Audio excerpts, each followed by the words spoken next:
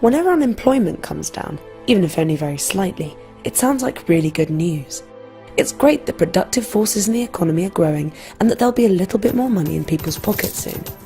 But if one gets more ambitious about human potential, the picture gets more complicated and darker than what governments make out. Unemployment means being, generally, out of work. But let's coin a new word: misemployment. It means being in work, but of a kind that fails to tackle with any real sincerity the true needs of other people, merely exciting them to unsatisfactory desires and pleasures instead, the way Primark, Patek Philippe and YouPorn.com might.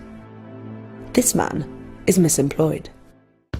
Similarly, a man employed by the Sands Casino in Las Vegas to hand out flyers to tourists in order to entice them to use slot machines is clearly employed in the technical sense. He's marked as being off the unemployment registers. He's receiving a wage in return for helping solve some small puzzle of the human condition of interest to his employers, that not enough tourists might otherwise leave the blue skies and heat of the main street to enter the air-conditioned halls of an Egyptian-themed casino. The man is indeed employed, but he is also, in truth, dramatically misemployed. His labour is generating capital, but it's making no contribution to human welfare and flourishing.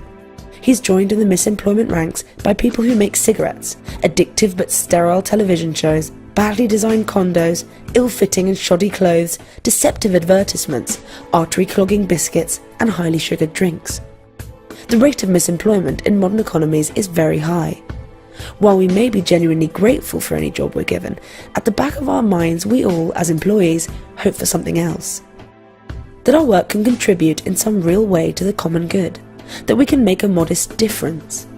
Governments have, with some success, been learning techniques to reduce the overall rate of unemployment. In the language of the field, they do this by stimulating demand. Though technically effective, this method fails to draw any distinction between good and bad demand, and therefore between employment and misemployment. The real trick to bringing down the rate of misemployment isn't just to stimulate demand per se, but to stimulate the right sort of demand. To excite people to buy ingredients of true satisfaction, to want the things that really matter, and therefore to give individuals and businesses a chance to direct their labour and make profits in meaningful areas of the economy. Employment figures aren't irrelevant, they matter a great deal. They're the first things to be attended to.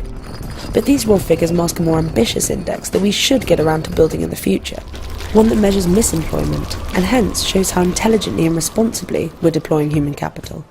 Or rather, how we're using up people's lives.